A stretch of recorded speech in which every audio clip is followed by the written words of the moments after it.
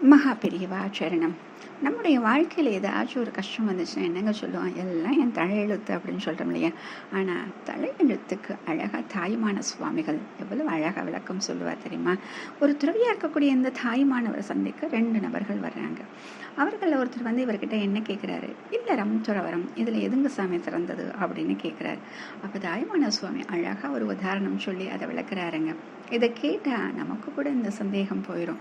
பம்பரம் சுற்றுறது நீ பார்த்துருக்கியாப்பா அப்படின்னு கேட்குறாரு. 2 பேரும் பார்த்துருக்கோம் சாமி அப்படின்னு சொன்னோம். பம்பரம் தானாக சுற்றுமா இல்லை யாராச்சும் சுற்றி விடுறோமா அப்படின்னு கேட்டோன்னே, இல்லை சாமி நம்ம சுற்றி விட்டாதான் சுற்றும் அப்படின்னு.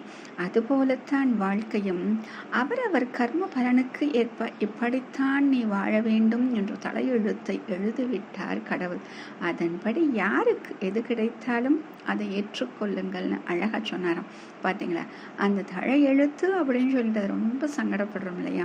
அதற்கு காரணம் நம்முடைய கர்ம பலன். அப்போ இந்த கர்ம பலனால் தான் இது வந்திருக்கு அப்படின்னா, இனிமேலாவது நம்முடைய எண்ணங்களை மாற்றிக்கொண்டால் அந்த எண்ணங்களின் முயற்சியால் நம்முடைய மனதில் அந்த பகவானின் நினைவு இருந்து கொண்டே இருக்கும். இந்த தூய எண்ணங்கள் மட்டும் இந்த இறைந்த இந்த நெஞ்சில் கண்டிப்பாக அடுத்தவர்களுக்கு எந்த ஒரு தீங்கையும் நாம் நினைக்க மாட்டோம். அப்போ சதாசர்வ காலமும் அந்த இறைவனின் நினைவு மட்டும் தானே அங்கே இருக்கும். அப்போ அந்த இறைவனின் நினைவு நம்மிடம் இருக்க இருக்க அந்த கர்ம பலன் கூட நம்மை தீண்டுவதற்கு யோசிக்குமா. அப்போ அது வந்து நம்மை தீண்டுவதற்கே நாட்கள் பல ஆகுமா. அதற்குள் நாம் என்ன செய்ய முடியும் என்றால், அந்த இறைவனின் நினைவில் இருக்க இருக்க இப்போ மனமானது என்ன ஆகிவிடும் என்றால், அதுவும் அதாகவே ஆகிவிடும்.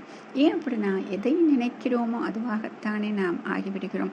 அப்போ இறைவனுடைய குணங்கள் அனைத்தும், அவனுடைய சத்குணங்கள், அவனுடைய கல்யாண குணங்கள் அனைத்தும் நமக்கும் வந்துவிடும். அப்படிப்பட்ட அந்த ஒரு விஷயத்தை எழுத்தை கூட மாற்றக்கூடியதுதான் அந்த இறைவனின் நாமம். மகா பெரியவா சரணம்.